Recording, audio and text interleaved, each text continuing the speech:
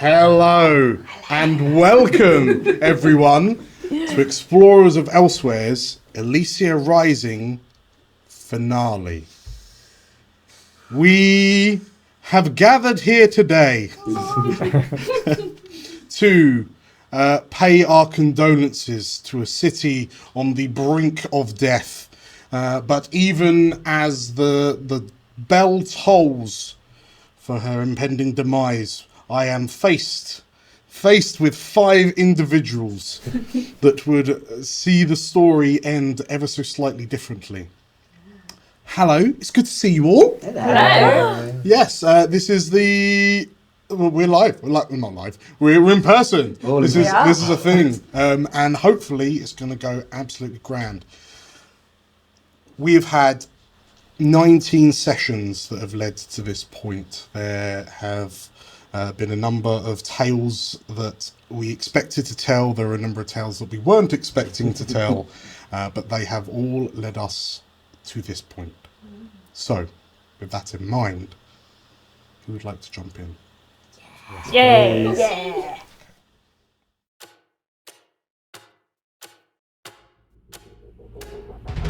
Welcome to Elysia, the jewel of the north. On our gilded streets, fortune and fame can be found by anyone. Hi, I'm Julia, and I'm playing Magpie, an ace of our lurk. Hi, I'm Nate, and I'm playing Cavern, a dragon-scent slide. Hi, I'm Meg. I'm playing Frida, a wolfkin cutter. Hi, I'm JC, and I'll be playing Algernon, an Asavar spider. Hello, I'm Errol. I am playing Atta, a goblin whisperer. And my name is DM Dan. I will be the games master on this adventure. So come on in and marvel at our wonders.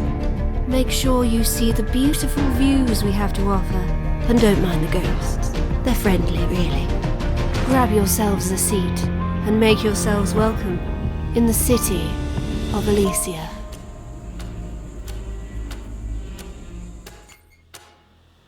This is the story of the fall and rise of Elysia. A promise uttered at the beginning of our tale, in an Elysia very much different to the one we find ourselves in now. Our tale has followed a group of 5 criminals who found themselves in the eye of the storm, doing all they could to stack the odds in their favour as they struggled to survive in a conflict on many fronts between the various factions of the city. Through a journey of heartbreak, celebration, anticipation and trepidation, our crew finds themselves deep underground in the physical centre of the city, in opposition of Nephinae and Turia Valenmar, whose plans would see Elysia's fate hastened to her cataclysmic conclusion. Perhaps their defiance is futile, but Elysians are not ones to accept their enemies' victories laying down. All stories come to an end, and this is the end of the story of the fall and rise of Elysia. And so, we find the 5 of you having embarked on your mission at the same time as your companions from the crew who formed the B team, as you've delved into the depths of the city of Elysia, deep, like below the sewers, into the tunnels that lie underneath. Thanks to the acceptance of the invitation from Nephinae, Algernon's secret little invitation, which you RSVP'd to in a positive manner, I assume, you've been given directions on where you need to go, but perhaps not to Nephinae's knowledge, you have been accompanied by, amazingly, Songbird and Velka, who have brought with them a small cohort of their finest of the marionettes and the kindling. And so as the five of you and your gathered allies delve deeper and deeper into Elysia, deeper than any of you have ever ventured before, hoping that the deception of Algernon's acceptance to sit alongside Nephinae will hold up. We need to make an engagement roll.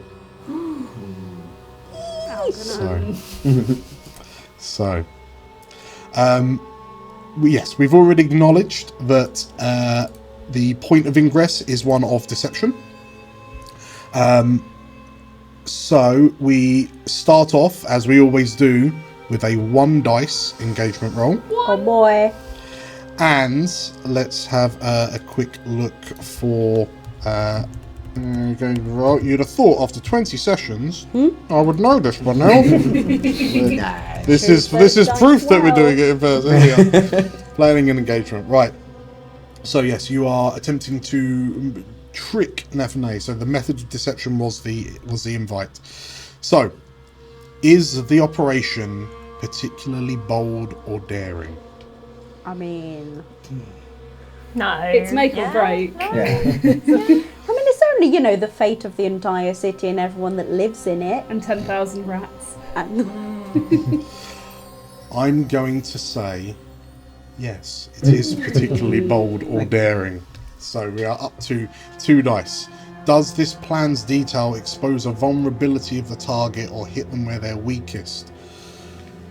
Theoretically, yes, in so much as you're relying on Nephinae's pride and expectation that she knows best. However, you're also going into the unknown. So I'm going to also counteract that so that's just cancelled out. Can any of your friends or contacts provide aid or insight for the operation? Whilst you are accompanied by the marionettes and the kindling, they are as in the dark as you are. So yeah, we'll say nothing for that. And are there any other elements you want to consider? Maybe a lower tier target will give you +1 dice, a higher tier will give you -1 dice. I think do it. I think that's something for you to consider, and that is you're not hidden behind a webcam, mate.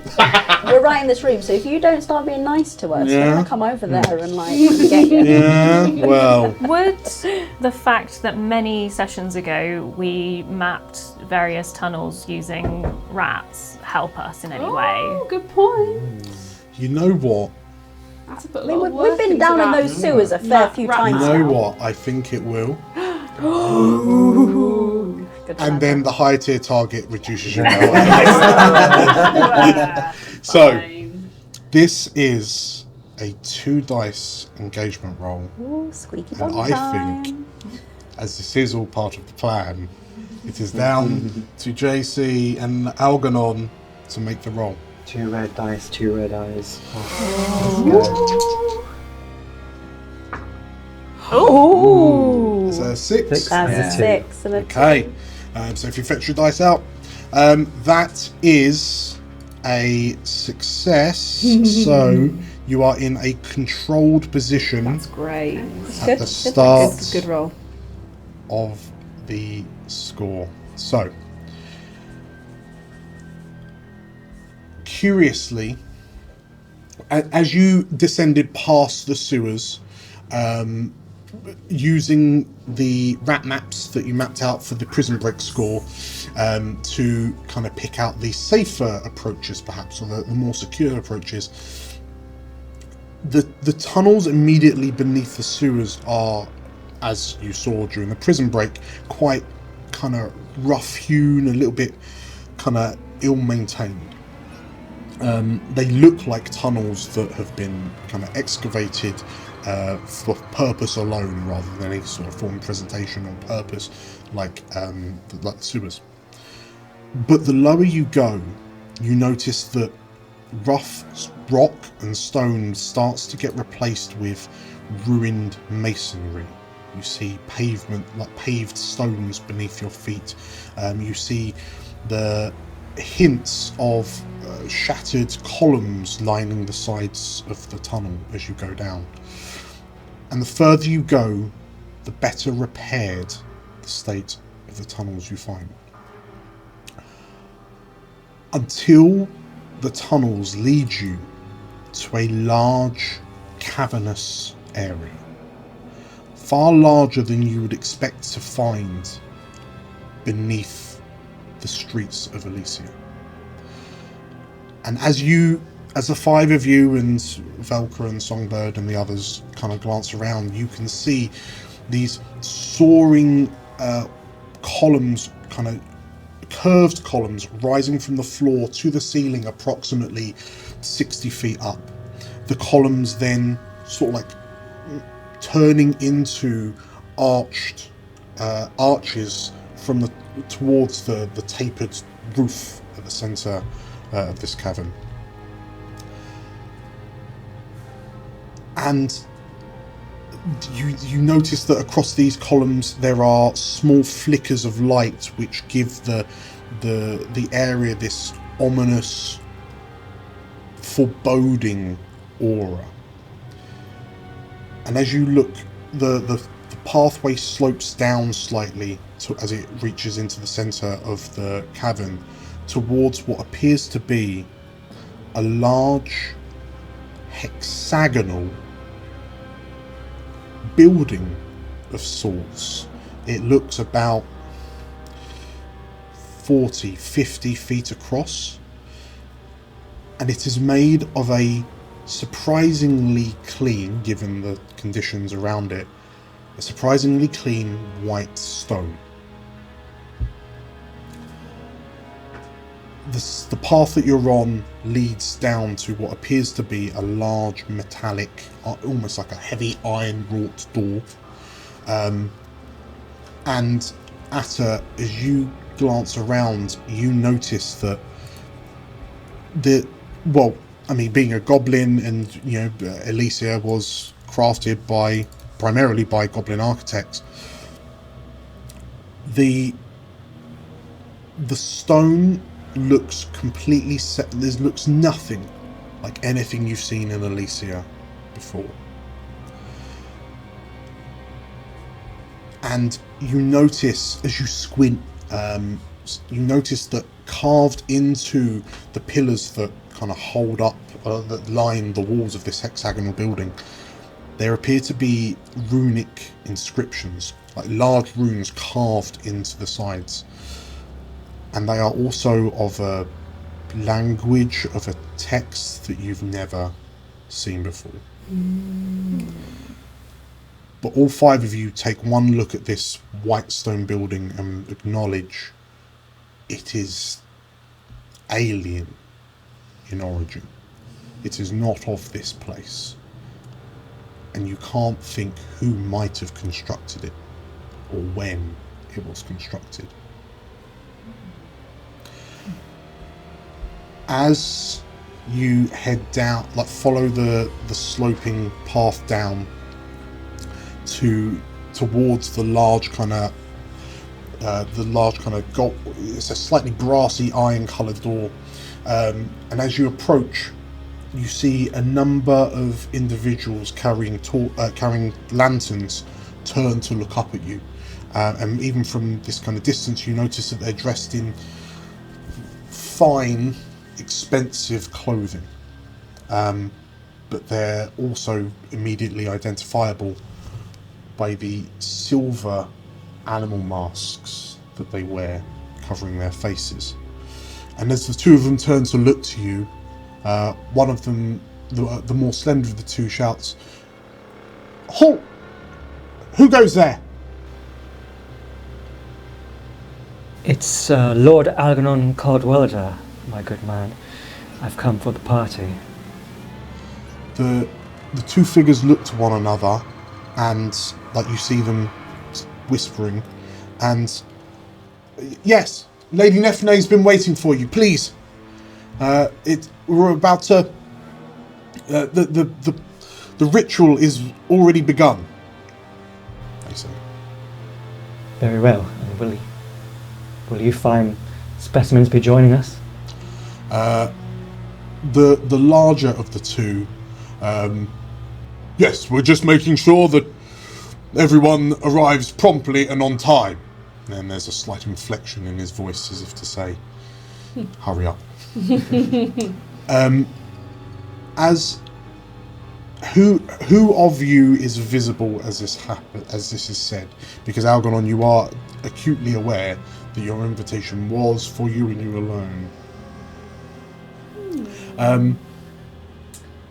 Is it just you that stepped out to answer them, or are you accompanied by I think others? so. I would have instructed my friends to keep the ruse up as long as possible.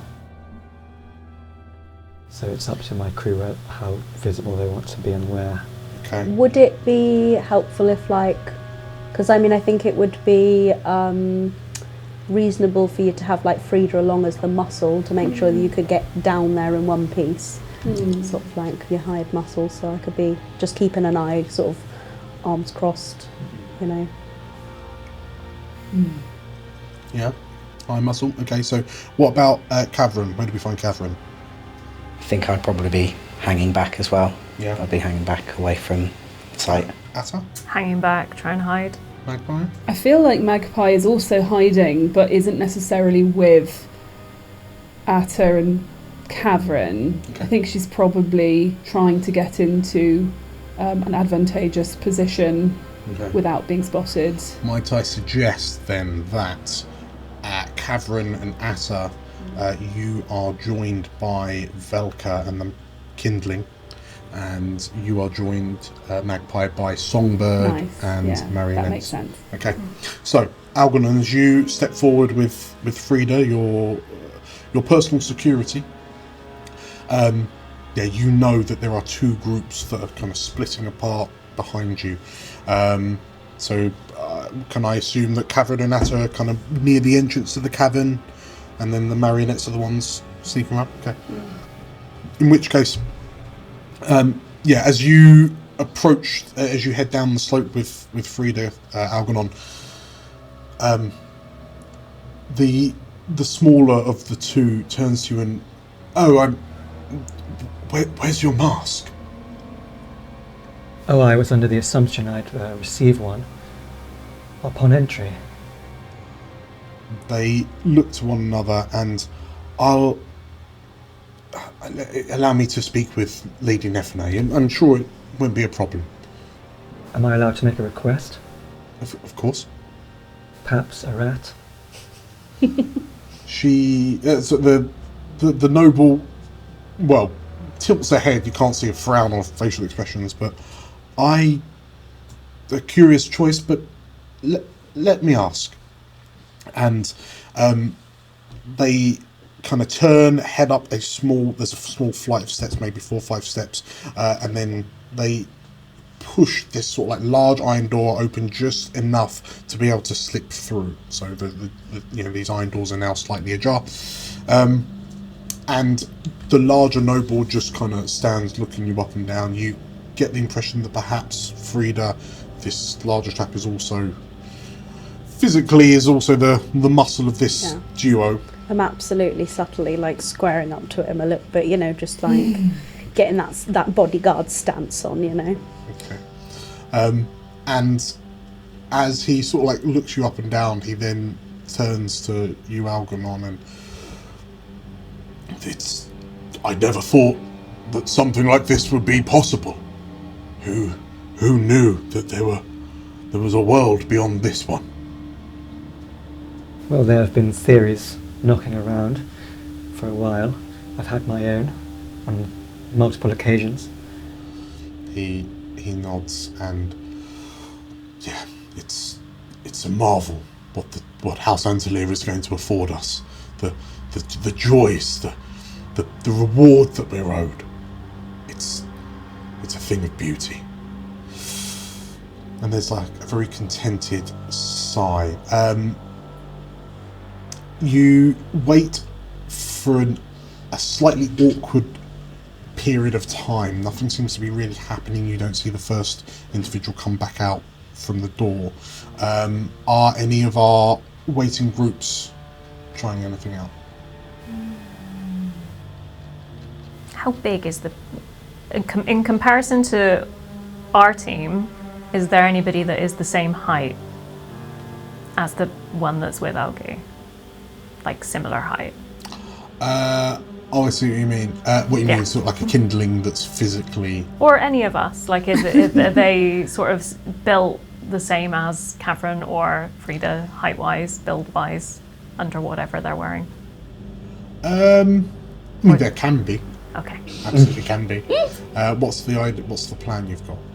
The idea is that when the one comes back with the mask, we take the outfits and we... somehow. Okay. Okay, so, yeah, you can absolutely kind of... Hey, Catherine, I think we should take their outfits. Yeah, I mean, they're all right, but... the threads I'm usually right, yeah. Songbird whispers to you, Magpie. I reckon if we go round, we can slide around the sides of the building, so whenever that scrawny one comes back out, we can jump him. Magpie just nods. Okay. In which case, would you like to prowl over to a ready position? I'd love to. Yeah. Okay. So we're going to start you. Luckily, so the engagement role of say is kind of put you in a controlled position. That said, you are kind of moving around the line of sight of like a sentry. Luckily, they're being interfered with by Algon and Frida, like his attention's being diverted. So I'm going to start you on a risky standard. Risky standard. Yes. And Okay. then Songbird will join in with you. So this will be for all of you. But would you, and you can take, if Frida or Algernon want to really draw attention, you can absolutely help for a stress.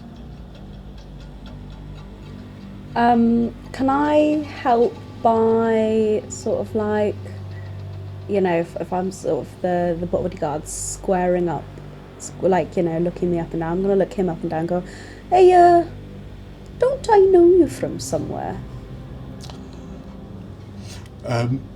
The muscle turns to you and yeah, if you're happy to mark down a stress. Yeah. Can I have another die for that? That is another dice. And I'm gonna be like, oh yeah, I know you from somewhere. You're at Jacasta's place, weren't you, the other week? You know, in the, you know, having a scrap. I saw you, and yeah, I remember. Yeah, you did all right. You held your own there. Well, so that takes Frida up to 5 stress. And yeah, just help with that distraction, so is that you know. a 4 dice roll. 4 dice. Do you want to switch to a desperate great No. for free? No. No. Okay. Do it. I don't need the XP. Okay. Roll them bones. Oh, I've lost my mic. It's a 6. Oh boy. It's a 6. Okay, so that is a success. Frida, as you grab this fellow's attention, Algernon, you watch as this group of 6, Magpie, Songbird, and 4 others, just begin to slide round, and they it's almost like watching 5 shadows just creep across this cavern towards the large white stone structure.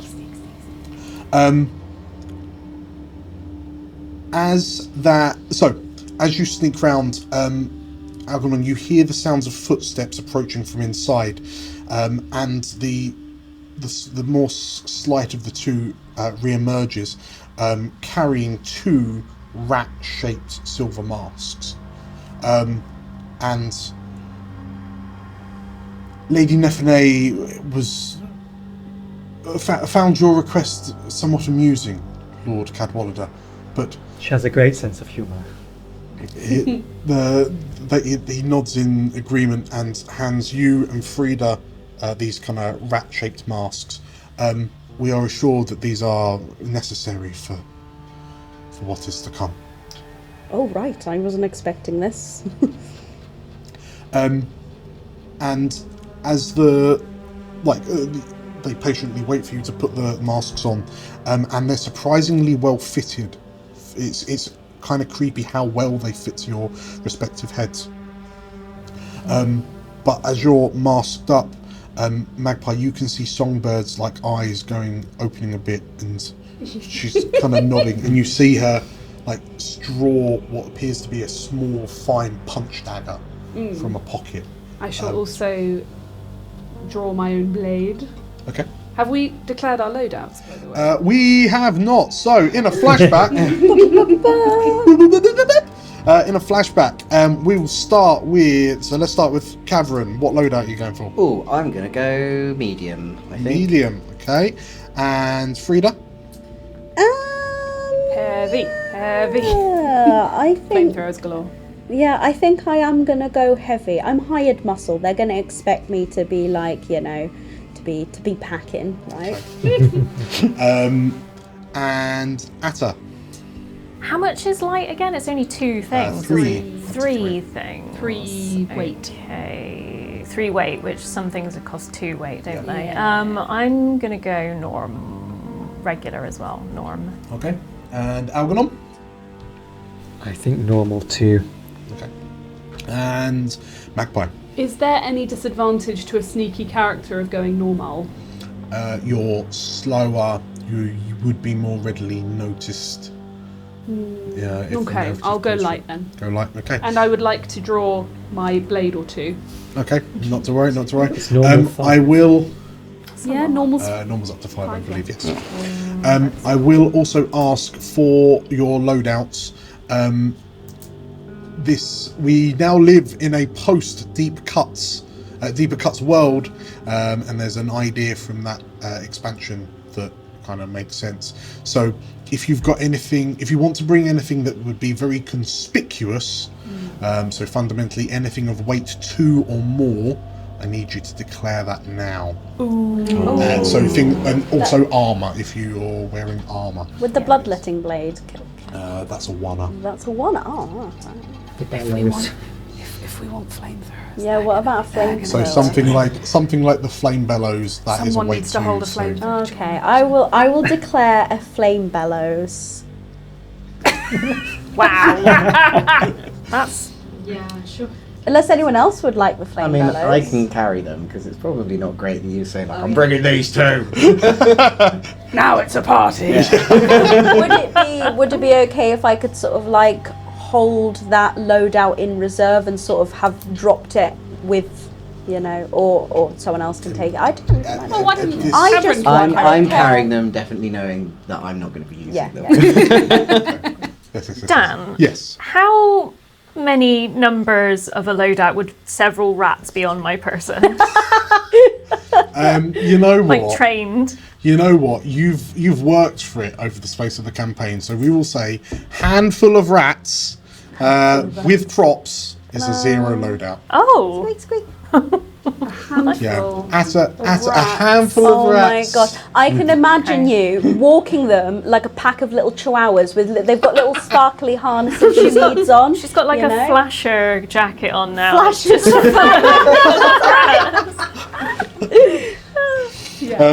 Yes, I think Atta's.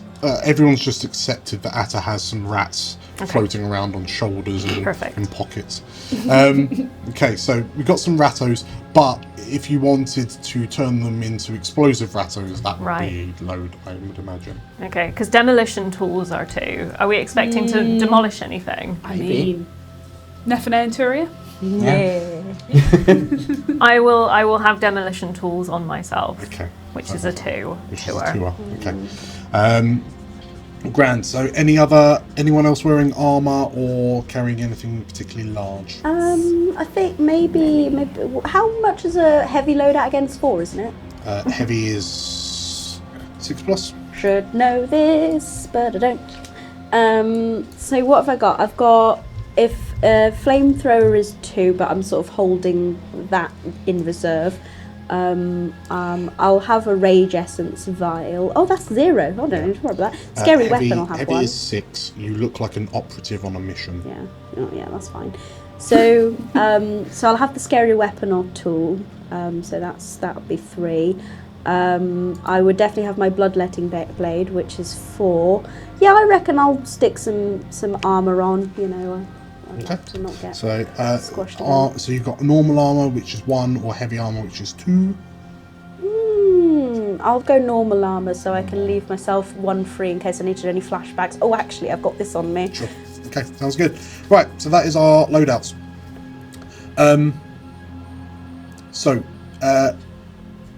Yes, the two of them kind of give the two of you your masks. Magpie, is this when you're jumping in with Yeah, Songbird? Baby. Okay. Let's go. Doing a dual takedown? Is it a skirmish or? I think so. Okay. Yes. So Dual takedown. dual takedown. In which case, Songbird would like to know. What, do you want to lead a group role for you and her, or do you? Depends how good is how good does she look at skirmishing? She's pretty good. She's pretty good. Pretty good. Okay. Yeah. Tell you what, because I can't roll dice very easily. Songbird will help you. +1 dice. Cheers, baby. And then we'll start this on a risky standard again. Yeah. Now I will, as there are 2 of them, and one of them is packing slightly, I'm going to create a clock. Front door sentries. A 1-segment clock. So we have a 4 clock that you'll need to, that amongst you all you'll need to fill in order to fully incapacitate. And what would at a risky standard? What would we need? Would we need a 6 to fill that? A success on a risky standard is 2 segments. So how would you get 4? What conditions would need to be satisfied? So a greater effect will take you up to 3. Crit will take you up to 1 on top of that. Someone else doing something else. I have an idea. Okay. But do you want to do? I'm going to do my. I mean, Frida's there as well. Yeah, I'm going to do my risky standards. Mm-hmm. Skirmish. You can with 4 dice. You can budge that up to Desperate Great. Desperate Great. And that will give you 3 segments on a success. And just take some cash severe harm. Why not? Yeah. It's a great time to do it at the beginning of the mission. No, I think I'm going to stick with my risky. Sorry. Okay. Okay. The table. And then separately, Frida, as you see Magpie and Songbird appear from the shadows, are you going to be kind of joining in on the action after what's left? Frida's going to try and take a sort of non-violent route, because, you know, she now feels like, after doing the squaring up and stuff like that, she's now sort of building a little bit of rapport with this bodyguard guy. You know, they're sort of reminiscing about their like fighting days. That I'm coming out to like shank. Late game romance. I thought you were shanking the like 2 with the masks. Oh, is that right? No, well, the 2 includes the bodyguard. Oh, okay. Oh, wait. The one that you There's are 2 building connections. such a sweet connection with right now. Oh, right. Oh, yeah. Fuck it. We'll shank him. Okay. So roll. So I think as you come behind, I'm just gonna we're talking Give him a little normally. wink. Oh yeah, you know, blah blah blah blah, and then I'm just gonna like gut punch him. So like as he goes forwards, you can and like springs back up, you can just go. Well, we'll see. Let's see what Okay. state Songbird and Magpie Right. leave these 2 in. Okay. So 4 dice, Desperate Great, Skirmish. No, I said I'd stick with risky standard. Oh, you're sticking with Risk Sound? Yes, okay. please. Okay. It's a 3, so it's technically a fail. That is a fail. Oh boy. Okay. Yeah. Okay. Okay. So, as the 2 of you sort of like emerge from the shadows, as Songbird sort of like surges forward to get at your hired muscle chap that you're speaking to, a bit of debris slips underfoot and the sound of rock tumbling echoes, and the figure sort of like turns to look at these two that are kind of mid-lunge, and they drop. So they're going to drop into defensive positions, and the hired muscle is going to shout that intruders, like the enemy, is here. Can I? Would like to resist. Can I actually? Yeah. Can I do the resist? Because I've got bodyguard. So Oh, you're allowed to do the resist. So okay. when I protect, if it counts as protection, if I protect a teammate, I can take 1d to a resistance roll. I don't know if this is protecting a teammate because he's not attacking anyone. Oh, okay. Or is there a way I can interrupt an attacking first and just like land a, I mean, I'm happy to resist. So do a prowess resist. Yeah. Okay. So also, I should remind you all that the crew is now forged in the fire, so you all get 1 dice extra on resistance rolls. Perfect. Thank you. Oh, that was our perk, wasn't it? Yeah. Yeah, baby. So if you would like to... 4 dice resist for me, I believe. A 4 dice resist? Because correct? I've got 3 pips in prowess, 3 skills pipped in prowess. Yeah, correct. And you, if you succeed on this, then they'll know that you're here, but they won't manage to get the alarm Raise the off. alarm. That's quite useful. So you'll buy yourself a little bit of time. Sure. So that's a 4. So I take 2 stress? 2 stress. Okay. So, as Songbird stumbles, like her foot slips out from her and she loses just a crucial few inches of space, Magpie, you kind of have to barrel in to kind of cover for her. And as you leap forward, have you got your rapier? No, something smaller. Something than that. smaller, okay. Maybe I've got my rapier. Well, so you've gone for the smaller of the two, but then realising that the large one's about to shout out, you've had to run forward and effectively punch in the throat to stop him from calling out. Wow. But he sort of like staggers back, coughing and spluttering, and the smaller, like the actual noble you suspect, kind of looks and lets out a little squeak of surprise. But they are fully aware of your presence, and sort of like the other marionettes begin to filter out. Frida, you're in the middle of what is about to be a very loud confrontation. What do you do? So I'm just going to take the first one in front of me. So the big bodyguard dude, he's going to get a punch to the face with the brass knuckles. As you go up into his throat, I'm there at his temple, to try and knock him out. In which case, that sounds like a skirmish. It sounds like a skirmish, doesn't skirmish. it? Yeah. Okay, so I'm going to suggest that you are now... Realistically, I have to immediately elevate you all to desperate straight away, because time is very much of the essence. Yeah. So, we're going to start you on a desperate standard. Desperate standard. Does anyone, so Magpie, Algernon, want to help out? For a stress? Yes. Mr. McNo stress over here. Oh, I'm not sure I can afford it. Oh dear. Yes, so after hearing Songbird cock up, Algernon goes to the noble who has just given us the masks. Mm-hmm. Don't I know you from somewhere as well? Okay, so that'll be enough to make him turn and look to you and distract him for a moment. Jolly boating weather. Okay, so in which case there'll be a hard pivot from the noble. Doesn't want to give you too much time and attention because what looks to be 2 knife murderers have just appeared from the shadows. But that'll be enough for an extra dice or an extra effect, and 1 stress for Algernon. So take it to 1. Murder sister. But you're on desperate greater already, aren't you? Yeah, but if I add another dice, then I've got more chance of Yeah. getting that. Yeah. So let's do extra 4 dice. But Nice. you can't raise the effect because it's already a greater, right? Yeah.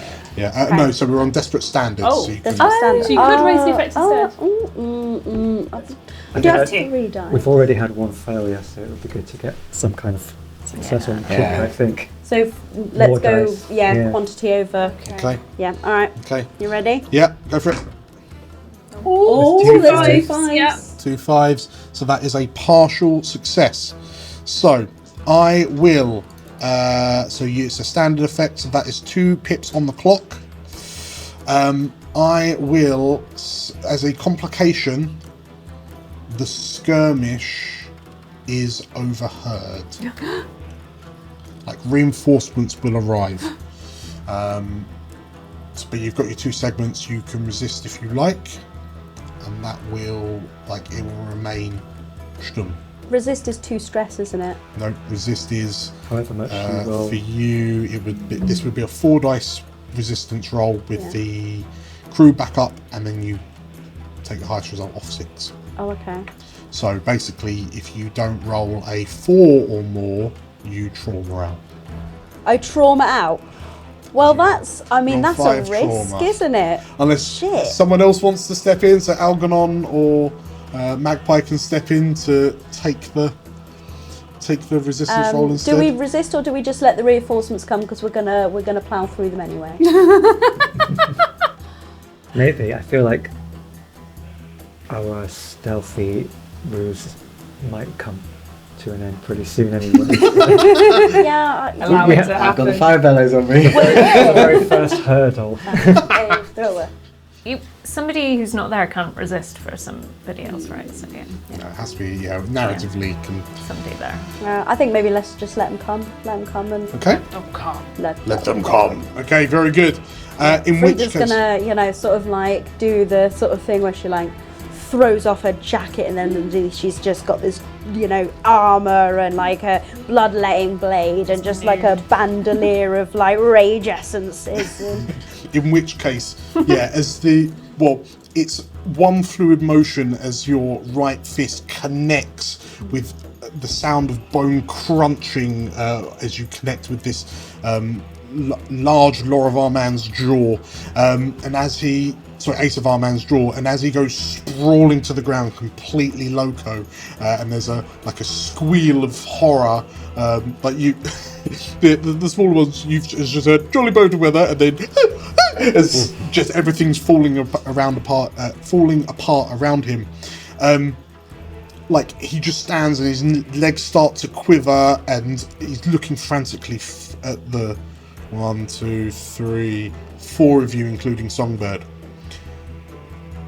But for Cavern and Atta, you've just watched this kind of fight break out at the front door. Yeah, right. And as you your attentions are focused on the front door, but then in your periphery, in the gloom around the sides of the building, you start to see small flecks of reflective red light. Uh-oh. Whoa. And slowly but upsettingly quickly, the sound of chittering and squeaking begins to grow. Squeaking and red boys. As you watch as the shadows surrounding this building seemingly begin to move, and then you realise it's just the dark fur of the same vermintide that you saw during the prison break score begin to surge from around the sides of the building towards you. Well, if that's okay, we can just feed the backup to them. It's fine. What do the 2 of you do in this moment? If I put the goggles on, Yes. soul sight goggles, do the rats look any? Can I see more of the rats? As you pull down those lovely goggles that you've got on your head down, I won't. Ornamental. you notice very curiously. So I can only imagine it's a very quick peering through them. But you notice that each of the rats glows with an intensity they have no right to. There seems to be a lot of magic suffusion going on with this. So it just looks like this wave of sort of like mana moving around the sides of the buildings and beginning to close in on the marionettes, Songbird, Algernon, Frida. Yeah.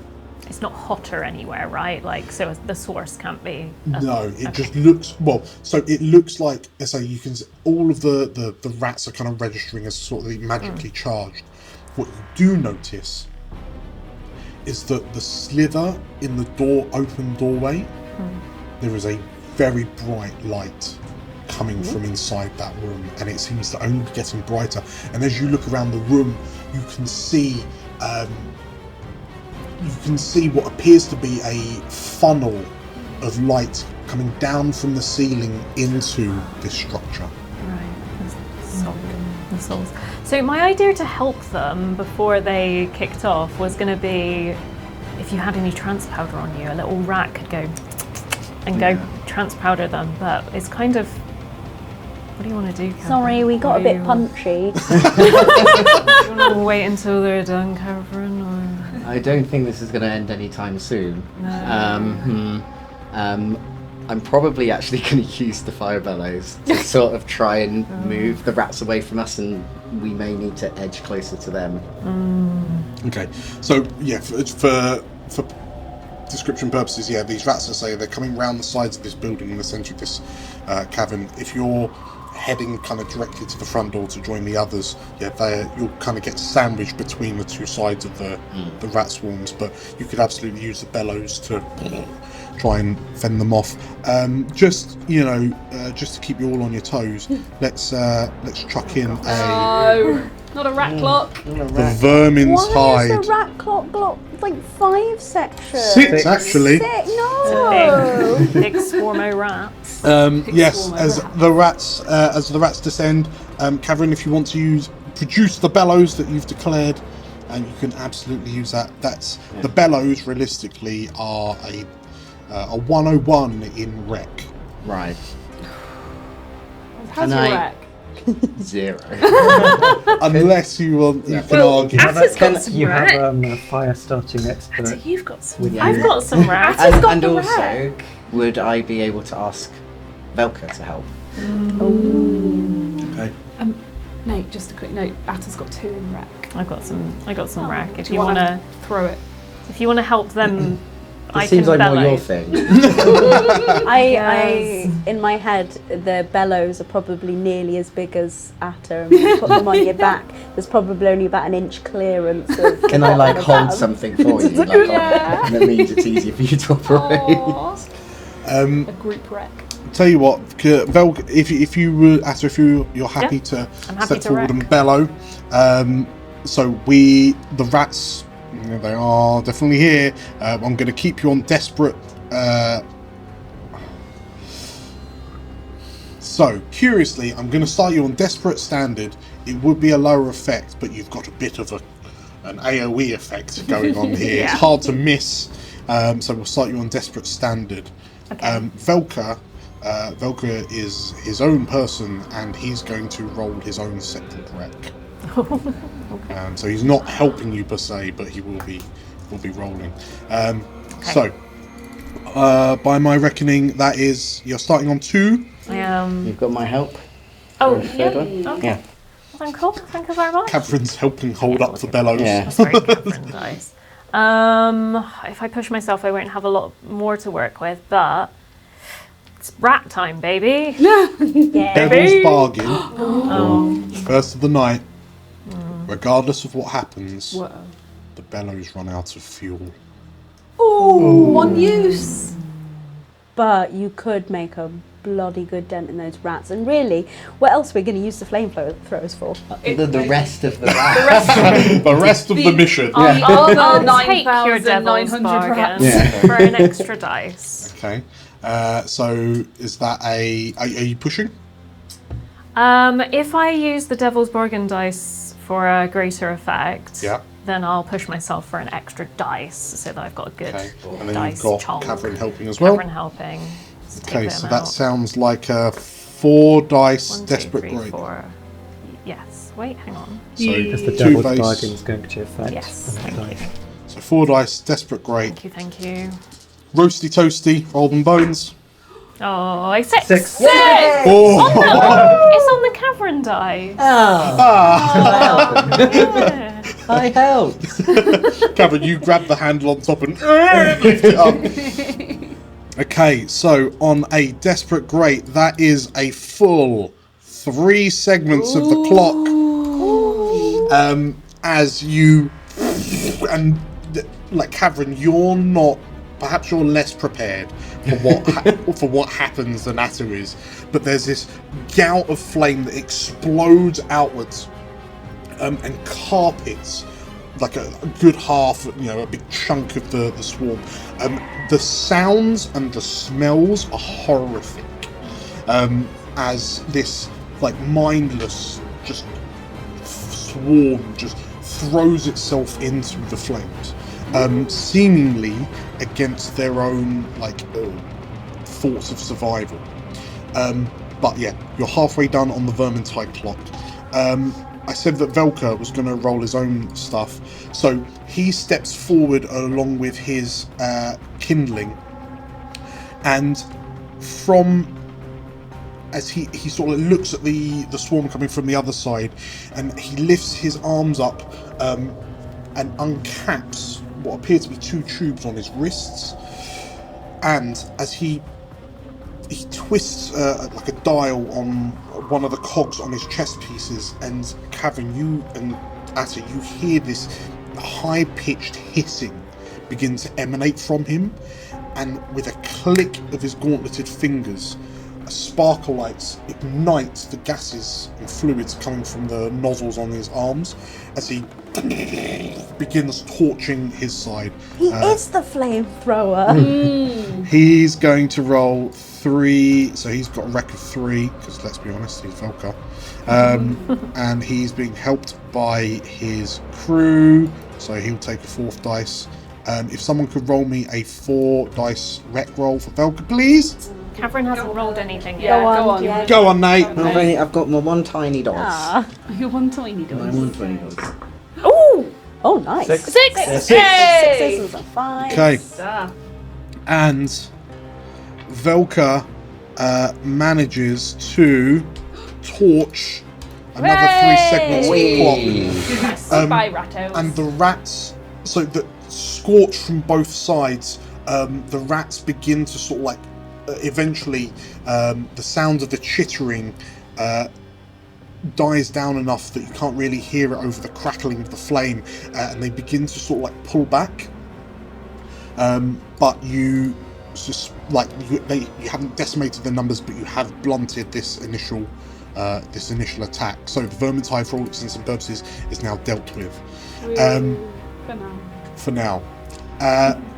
The young waif at the front door, seeing all of seeing this all happen, sort of plucks up enough courage to turn towards the door, and you see him go to shout. Who wants to step in?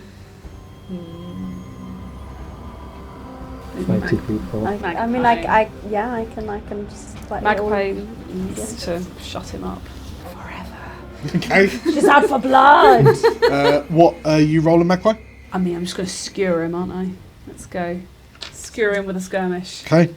So that sounds like Desperate.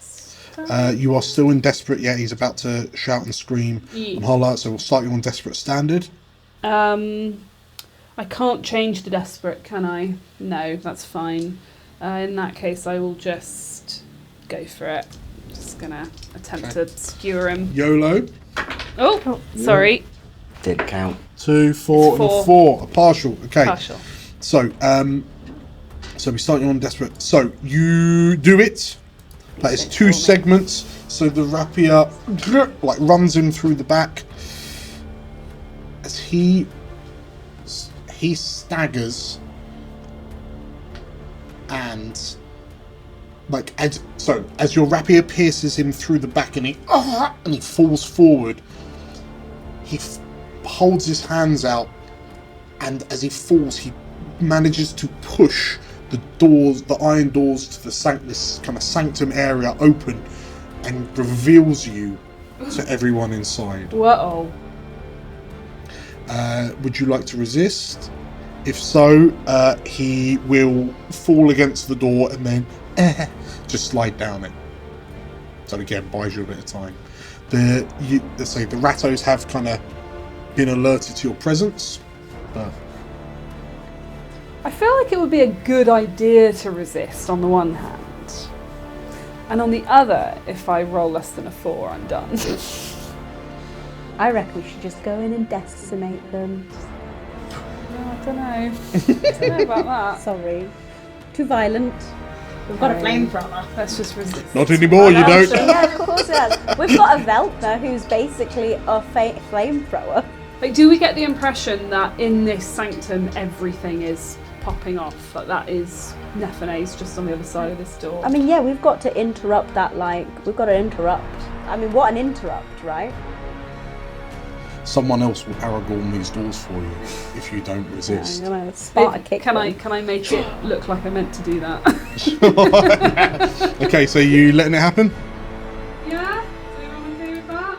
Oh, like you could almost if you grab him by the front, run him through, and then just gotta push him, and then he falls back through the door Or I can pretend that's what I meant. yeah. You can surf him into the... No.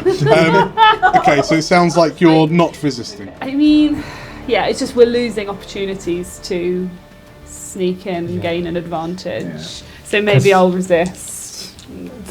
If you're all coming with me anyway, then that's going to blow our cover. So. Yeah. Okay. Okay. So this will be a prowess resist. So 3 dice normally, plus 1 for Oh, yeah. fortune the fire. We're 4 so dice resist. sneaky. Could have just sneaking around last. I think narratively as well, if we're out there flamethrowers and punching people, they're not just sat inside oh, I wonder what's going on out there. Could be a very loud ritual. Yeah, it's all part of it. I'm gonna try and resist and really hope I don't roll a 3. Roll them bones! Hey! Okay, so no stress.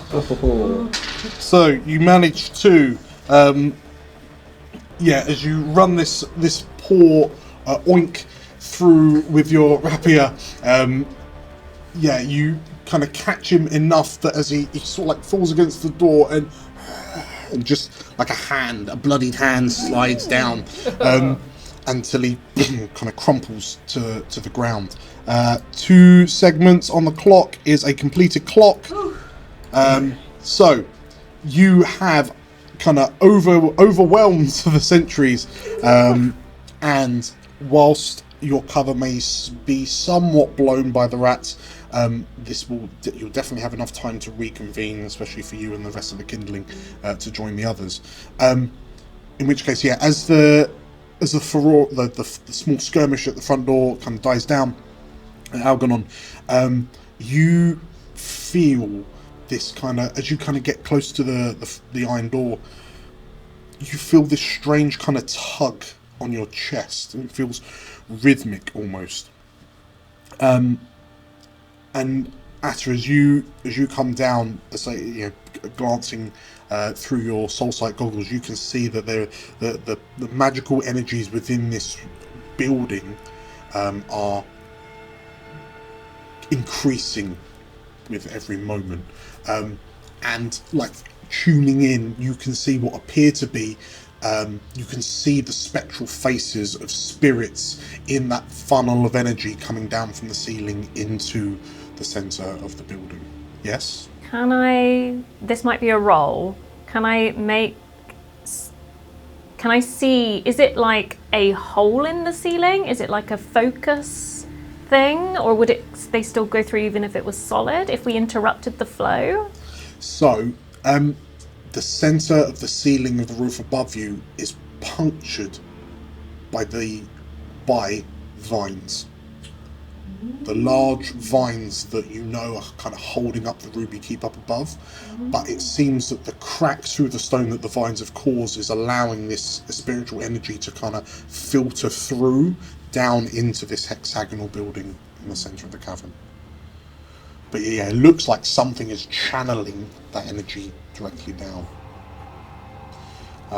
So you're hoping that, you're assuming that whatever the Elysia are doing upstairs is causing this, and that you're really hoping the B team are going to B-team. do what they need to do soon. I'd like to pick Songbird up if she's the one who tripped up and originally alerted her guards. Yes, she's red in the face, like her cheeks are flushed, and she's just got this like look of kind of bashful determination. Are you trying to fuck us? She It wouldn't be out of character. she grits her teeth and You've taken Nephinae's sweet deal as well.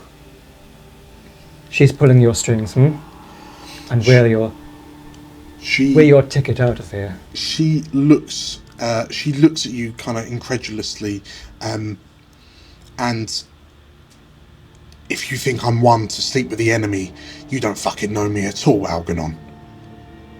I guess I don't. Are you going to buckle up and do things correctly, or are you going to go home and miss out on all of this? She, like, you can see her lips twitching. She, like, and as she goes to say something, you, from behind you, you hear a metallic footstep accompanied by a and as she sort of like looks to you and then over your shoulder to Velka, who's arrived behind you, and Velka sort of like joins, like stands alongside you, tilting her head. Songbird says, "It won't happen again." Yes, she is chastised and doesn't want to argue with you about it anymore. But yeah, she kind of cowls her head slightly. And Velka, along with Cavern and Atta, like looks to you all and, "Shall we?" as he looks towards this door. I'm somewhat tempted to go up and over and drop something unpleasant directly below the beam of where the spirits are. Yeah. Do we think that might be a good idea? What have you got that's unpleasant? Karen wants to. I've got heavy demolition tools in my. I've declared in my loadout. Oh my gosh. Put them Drop on the some rats. dynamite in. Yeah. How would it be feasible to scale this building in any way, shape, or form? It were, so let me think. It's, the cavern itself is about 6 foot tall. The building itself is probably about 30 foot in height. So it'll take a bit of, like, it'll be a clock's worth of climbing. Interesting. And if 'cause there's Frida no- tossed me up there, 30 foot over. So, like, right? now that you're up close, you're able, the five of you are able to kind of acknowledge what what this building is. The stone, what you assume to be a white stone, is surprisingly sort of like smooth and glossy. It's got a bit of sort of like, damp and dirt from being underground for so long. But the stone looks a bit out of time, if anything. It doesn't look like it's been here for, well, at the very least, at least 2 years. You do notice, however, that there are, like here and there are cracks that are kind of originating from the floor up. But up close, you can see that the large runes that you could spy from a distance, up close, the runes themselves are made up of a series of smaller runes, and it's actually very, very finely articulated and delicate in its construction. There are no kind of apertures, there are no windows, there's only seemingly this one entrance, but you notice that on this side of the door frame there would appear to be a number of like physical locks, if you will, things to bar the door from opening. There are, you don't know what the glyphs are, but you suspect that the higher number of glyphs around the door frame would be perhaps a protective conjuration of some sort. And it strikes you that this is get the feeling that this is a prison cell. Oh. So maybe let's not blow it up until we know that everyone in that room is guilty, right?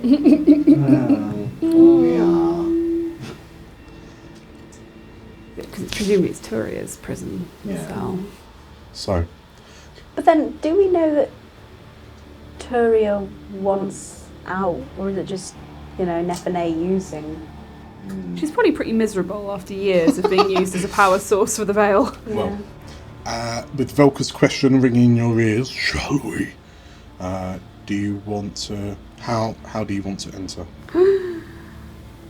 Algernon could go in. Algernon and Frida could go in ahead with their masks. We've got 4 masks now. Oh yeah, you do. You could put your little, join us. You could be the other 2. Yeah. If I think Atta would happily go for a little climb while other people go in the doors and be... Maybe if it's... Yeah, that would work. Algernon, Songbird, Catherine, Frida will don masks and cloaks. And no Velka. Velka come with Atta. Velka come can with that. watch her for the rats. Yeah, That's true. Velka and Songbird can have, they can have special time together. And then help you, do a little climbing and Give me a get badge a up. bird's You eye know view. Velka's going to be sitting there going, "Oh, you got told off." So, Algernon's donning mask, Frida's donning mask. Catherine, you suspect that... I mean, either of these masks that are now no longer owned by anyone, neither of them had that much in the way of a snout. No. So that might struggle. But Magpie and Atta, you might be a bit of an odd fit for you, but it would kind of go over your schnoz. Are there any goblin-sized nobility, though? Is it, strange that... Not that... So the 2 of them were both Ace of R, but... I know, right? Actually, if you're climbing... Sizest. I mean, yeah, Magpie, you can definitely mask up. Catherine, I say you might struggle. Yeah. Do you want me to help you with your plan? If you want to come up top, I can do some... I would argue that... come and top with me. What's the loadout of climbing gear? Because that is a thing. It's 2, yeah. Is So it it would, 2? we would We have would have had needed to have declared. I did consider declaring some climbing gear. I did not. I might then be a bit of a party pooper and say, because of the sheer kind of glossy-esque surface, it would be... By the time you got to the top, I suspect... Magpie could expend her special armour to use her shadow ability, which allows her to push herself for a feat of athletics. to get up top. So if you gave me the devastating tools of destruction, True. I could... How's your wreck, though? My wreck is 0. Maybe... Although we're not getting a bird's eye, maybe you could just be outside the front door and we can signal you with a word or a shouted phrase or a... I guess part of me also kind of wants to better understand these runes and see whether they can be used to our advantage in a way. So I think staying on the outside Do a might bit of be... studying, maybe. Yeah. Okay. Frida shouts cowabunga. Kind of reverse engineer these runes in some way. Okay. So who's going in through the front door? So yeah, Algernon, masking. Frida, Magpie?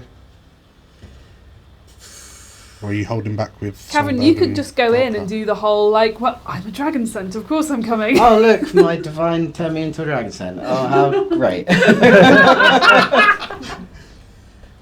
Yeah, I was looking at the fine disguise kit, but I don't know if that's going to help me. No, but yeah, changing scale colour is one thing. Fit out, Yeah, like- I will stand outside. Okay, you'll I'll stand be outside, with, yeah. with Velka and Don't Songbird. worry, we'll get you in that room shortly because Yeah. we're very Well. subtle. Also, either Velka or Songbird could go in with Jarl. Yeah, That's why true, wasn't yeah. Songbird come in? Yeah, in a probably mask? Songbird. Okay, you so know, Velka's- Songbird come in, Velka's a bit Velka will stay. conspicuous. So, yeah. There's a bargain bin oddly bar positioned later. mask with behind it. Okay, so Songbird will come in with you. She will leave the marionettes outside with Catherine and Velka. Right. In which case, as Songbird, Magpie, Algernon, and Frida, you kind of step in round this kind of large, heavy, metallic door. You find yourself in this hexagonal building, approximately, 40-ish foot across, and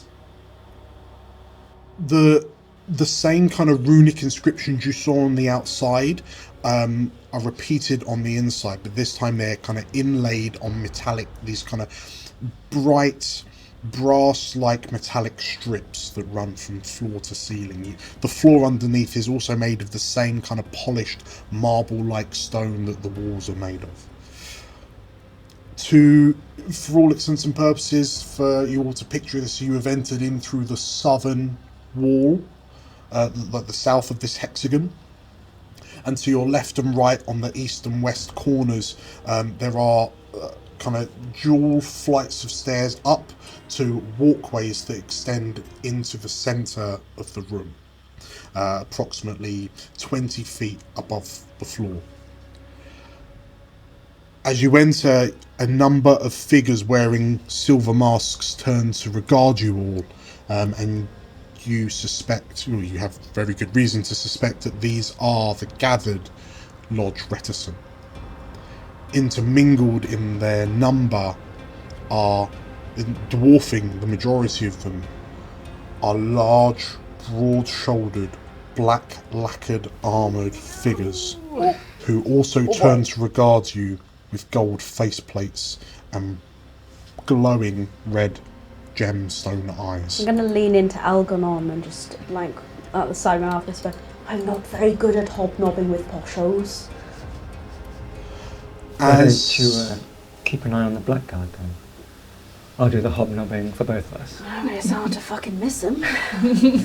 As you scan, you notice that on the, as far as you're seeing it, on the right walkway, so extending from the eastern wall, on the platform, on the walkway that reaches into the centre of the room, is a slender figure in a fine purple dress. Her crystalline left arm kind of glowing in the lights of the room, and Nephinae kind of looks towards you and spies you, Algernon, wearing this silver rat mask that you've just had her create. But the light that's reflecting off her crystalline arm is red, and the red glow comes from the centre of the room, as hovering about 20 feet off the centre of this hexagonal prison cell, surrounded, wrapped in spiked chains, surrounded by rotating concentric rings that remind you of an astrolabe, is a large crystalline structure. And as you peer, you just about make out what appears to be half a face and a shriveled hand. And Algernon, you recognise the woman encased in this crystalline chunk as Turia Valinor. And Atta, even I'm with, outside. of course, no. And you, those of you who are inside, you can feel the arcane mana emitting from this crystal heart-shaped block that's hovering in the centre of this hexagon. It's throwing out red light throughout the room. And Algernon, you just about make out the eye of Turia turn to look at you as well. And Nephinae, her voice echoing off the walls of this place, says, "It's good of you to join us, Algernon, though I only remember the invite being for one." So from downstairs I sort of do a little bow, and then I want to walk up to the level where she is to actually properly have a conversation with her. Well, as you go to move towards her, you all hear a voice ripple through your minds. They have deceived us. And it's the same voice that you heard from the rats in the prison break job. And Cavern, you hear the sounds of chittering growing again. And Turia's eye, one good eye, sort of like turns into as much of a frown as she can, with the rest of her face crystallized. And you realise that this crystalline growth around Turia seems to be emerging from her. She is the source of this wild arcane crystal growth. And this certainly isn't how you remember her just over 2 years ago during the war. But the chains and bindings seem to be almost shaping it into this heart-shaped appearance. But as you've kind of taken a few steps to head towards Nephinae, you just about make out that behind Turia, floating in a similar manner about 20 feet off the ground, with stone bracelets of a similar material to the stone structure around you, is Devira. And then her head lolls as if she's in some sort of trance, but you can see her mouth moving of its own volition. And as with every kind of inflection in Devira's speech, you feel this thrum of energy emitting from Turia. And yeah, the sound of "we have been deceived," you feel this pulse of energy as the swarm begins to surge a second time. And Nephinae tuts. "A shame," she says, and in a uniform, the Blackguard turn and raise their halberds to look at the four of you. And they step forward in unison, and you see the lodge kind of standing around, a bit worried as the Blackguard mobilise and begin moving towards you. Oh boy. I would like to introduce you all. Oh my god. Which clock is this? But it's got so many segments. It's an 8 clock. To the defeat the Blackguard. Why has it got 8? Why do you hate us? I would also like to introduce you Oh no! Oh no. to the second swarm clock.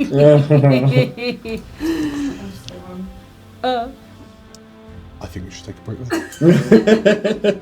So, as our crew find themselves face to face with Turia and her defenders, or Turia Nephinae and her defenders, we will see what happens and how this story concludes. If you are interested in seeing this conclusion, well, first of all, we need to hit the like button. Comment down below on, let's get a percentage chance of survival.